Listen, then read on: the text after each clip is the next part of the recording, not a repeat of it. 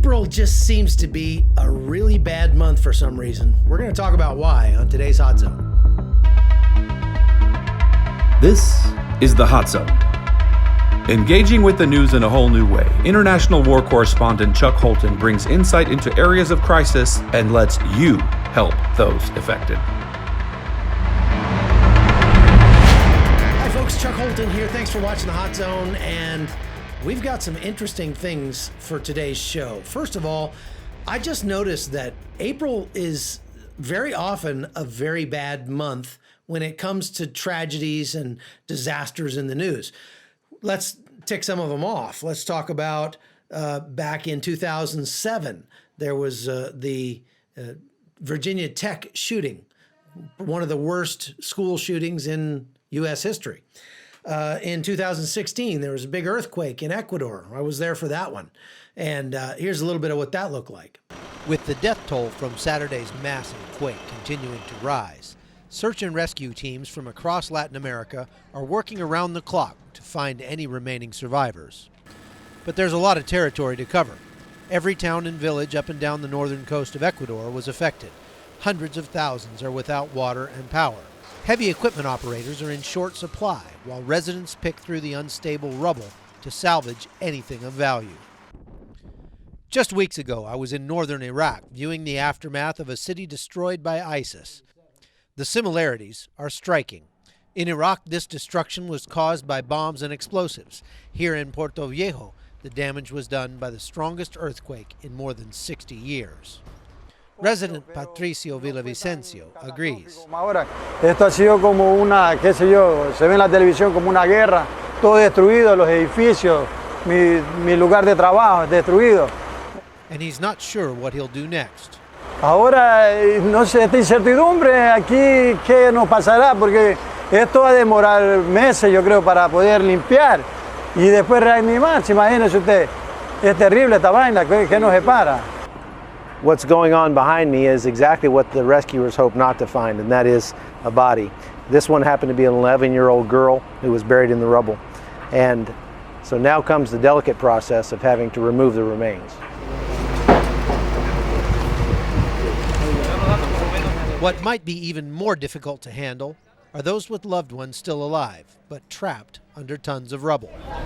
They're scrambling these workers right now and getting a bunch of people in here because they just received a phone call from this building.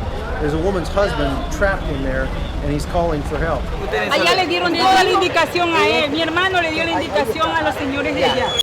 There are search and rescue teams from 9 countries across Latin America here already. But with time running out for the hundreds of people still trapped, many more are needed. This woman is afraid that by the time they reach her husband, it'll be too late. One of the dangers facing those still trapped is dehydration, but that's also now a huge problem for those who escape the quake. Water stations across the area are being overwhelmed, and people wait in line for hours for a simple bag of food or a bottle of water. CBN is on the ground here in Ecuador with emergency medical teams, doctors and nurses treating the injured, and at the same time mobilizing food and water for distribution.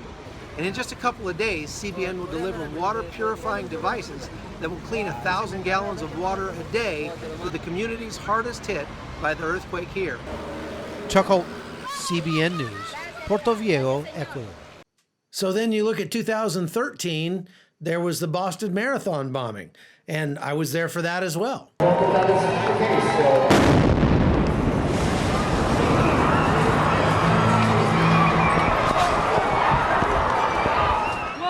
Something just blew up at Run! Go!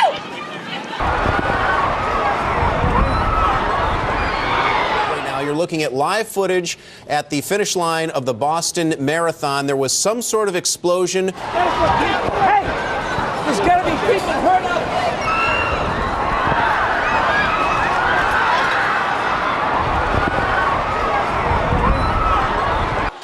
At 2:50 p.m., there were simultaneous explosions.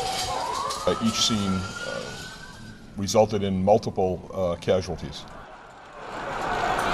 And I would be shocked if many of the people that weren't injured today were not from Massachusetts. They're probably from other states, probably even other countries. We will get to the bottom of this, and we will find out who did this, we'll find out why they did this.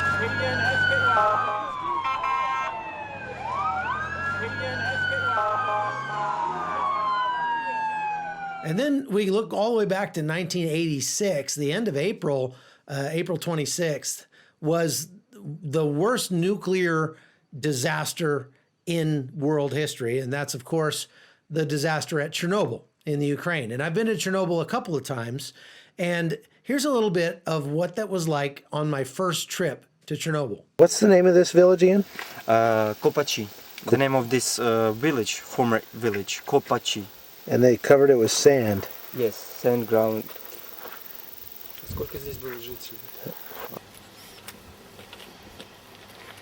So like only this direction. Where? It's about. Where I can shoot? You can take a picture only in this direction, on sarcophagus. Okay. It's not authorized to film the last territory. On the right, on the left, and behind us, it's forbidden to film, to take a picture of that.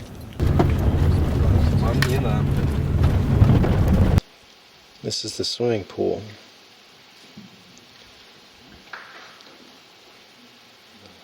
In Pripyat.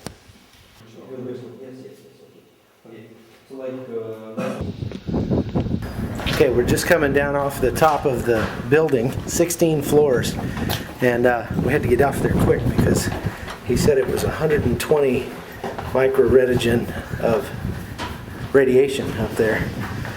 So we just walked up 16 floors of stairs, now we're going down 16 floors. Look at this. I don't think we'll be taking the elevator. Yikes. That's a long way down. The people that went up on top of this roof and stood there on the day of the explosion all died because they all got lethal doses of radiation, I read. So we were standing right there. It's pretty cool. Now, I just want to point out that this disaster in Chernobyl has a lot in common with the COVID-19 disaster that we're currently in the middle of. And that is that this communist authoritarian dictatorship sought to make itself look better by lying to the world about what was going on. And if you've gotten a chance to see the piece on HBO that aired on HBO last year about Chernobyl, if you haven't seen it, I highly recommend it. If you have, I think you'll know what I'm talking about when I say that there are some real similarities between what's happening today and what happened in Chernobyl. So I want to play a couple of clips from the HBO show that I think will perfectly illustrate what I mean by this. It's from the end of the show about Chernobyl, and it's the lead scientist who finally just tells the truth in front of the court about what happened. Listen to this. From the KGB, from the Central Committee, and right now there are 16 reactors in the Soviet Union with the same fatal flaw. 3 of them are still running, less than 20 kilometers away at Chernobyl. Professor Legasov, if you mean to suggest the Soviet state is somehow responsible for what happened, then I must warn you, you are treading on dangerous ground. I've already trod on dangerous ground. We're on dangerous ground right now because of our secrets and our lies. They're practically what define us. When the truth offends, we lie and lie until we can no longer remember it is even there, but it is still there. Every lie we tell incurs a debt to the truth. Sooner or later, that debt is paid.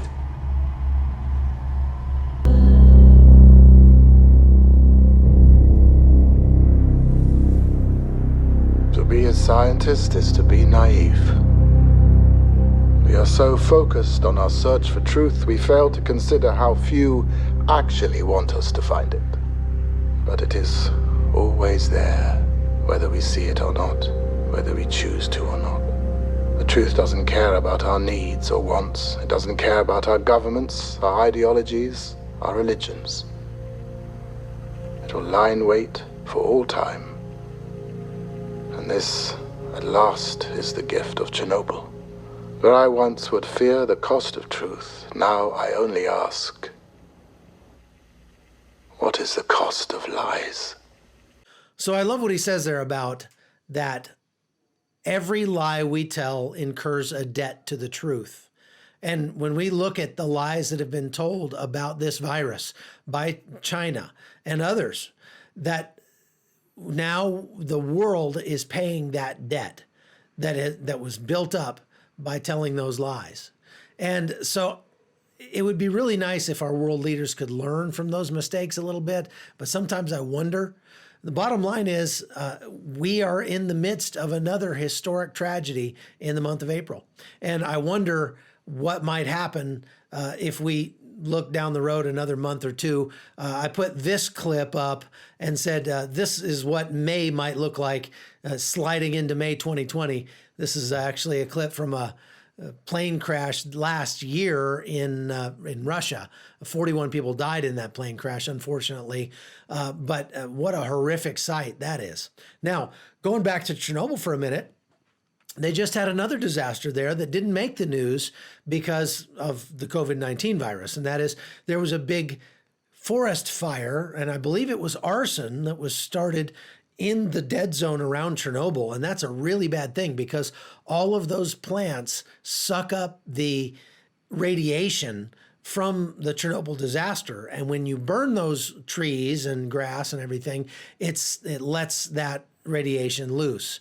So now they're saying that it's not going to be too bad, but it certainly could be. Fortunately, last year they were able to cover the reactor, that sarcophagus that was built over the reactor that blew back in 1986 was crumbling and was really a disaster waiting to happen. But they've been able to cover it now with like a big aircraft hangar that they built. And last year were able to roll over the top of it at the cost of billions and billions and billions of dollars. So fortunately, the reactor is probably safe, but a lot of that residual radiation is now in the air in the form of smoke, and that can't be healthy for the people of Ukraine and Belarus and the surrounding area. Now, I just want to point out one last thing before we go today, and that is our patrons, patreon.com/hotzone. Those of you who have subscribed to the podcast as little as $3 a month, and you can support the podcast. I'm ramping up the benefits that you're getting from being a subscriber. And I'm just going to show you a little taste of the kind of things that you're going to be able to see, the extra content that you're going to be able to see as a subscriber. Check it out. I'm about ready to walk into the ED, and we'll see what the situation's like. I heard that our volume is just exploding, and we have so many people in the hallways that are all COVID positive. Things are just totally crazy right now. Everyone is COVID positive in these hallways. All you hear is oxygen.